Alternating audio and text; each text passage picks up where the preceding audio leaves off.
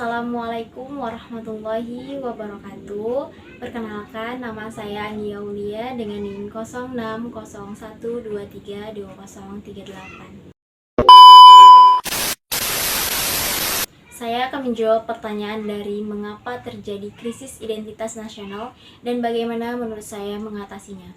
Krisis identitas nasional terjadi karena sejumlah faktor, antara lain, yang pertama, globalisasi.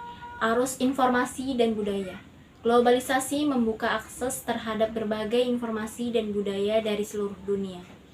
Ini bisa mengakibatkan erosi nilai-nilai tradisional karena masyarakat, terutama generasi muda, terpapar oleh nilai-nilai yang mungkin bertentangan dengan budaya lokal mereka. Yang kedua, homogenisasi budaya. Budaya global yang dominan seperti budaya barat dapat menggantikan budaya lokal, misalnya gaya hidup, cara berpakaian, dan bahasa asing yang menjadi lebih umum dibandingkan dengan budaya dan bahasa lokal. Yang kedua, modernisasi dan urbanisasi, yaitu perubahan struktur sosial. Proses modernisasi seringkali diikuti dengan urbanisasi, di mana banyak orang pindah dari desa ke kota untuk mencari kehidupan yang lebih baik. Perpindahan ini dapat menyebabkan disintegrasi komunitas tradisional dan hilangnya norma-norma serta nilai-nilai yang dulu dijunjung. Selanjutnya, disintegrasi komunitas tradisional. Di kota, individu lebih cenderung hidup dalam anonim dan kurang berinteraksi dengan tetangga atau komunitas sekitar, berbeda dengan kehidupan di desa yang lebih komunal.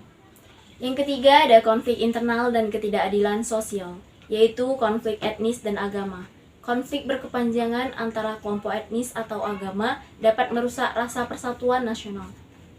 Misalnya, didiskriminasi atau ketegangan antara kelompok biasa mengakibat masyarakat keterpinggirkan. Konflik internal dan ketidakadilan sosial, yaitu konflik etnis dan agama.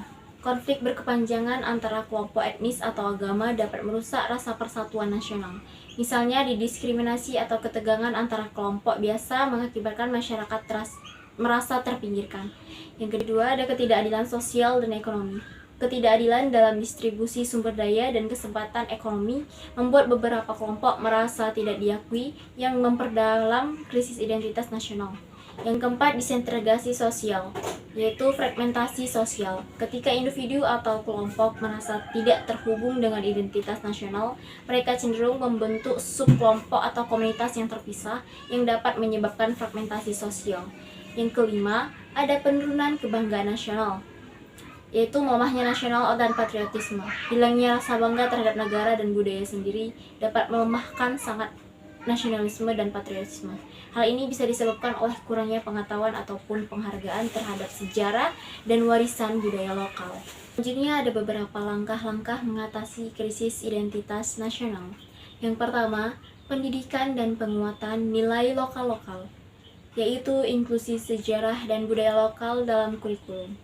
Pendidikan yang menekankan pentingnya sejarah, budaya, dan nilai-nilai lokal dapat membantu generasi muda untuk memahami dan menghargai identitas nasional mereka.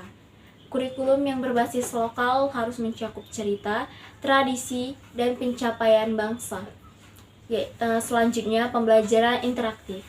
Penggunaan metode pembelajaran yang interaktif dan partisipasif dapat membuat siswa lebih menarik dan terlibat dalam memahami nilai-nilai lokal. Yang kedua, ada pengembangan kebijakan inklusif. Yang kedua, ada pengembangan kebijakan inklusif, yaitu kebijakan adil dan merata. Pemerintah harus mengembangkan kebijakan yang inklusif dan adil untuk semua kelompok dalam masyarakat. Ini termasuk penyediaan layanan publik yang merata, penegakan hukum yang adil, dan kebijakan ekonomi yang mengurangi kesenjangan sosial. Selanjutnya, ada perlibatan masyarakat. Masyarakat harus dilibatkan dalam pembuatan kebijakan, terutama yang berkaitan dengan identitas dan nilai-nilai lokal, supaya kebijakan tersebut relevan dan efektif.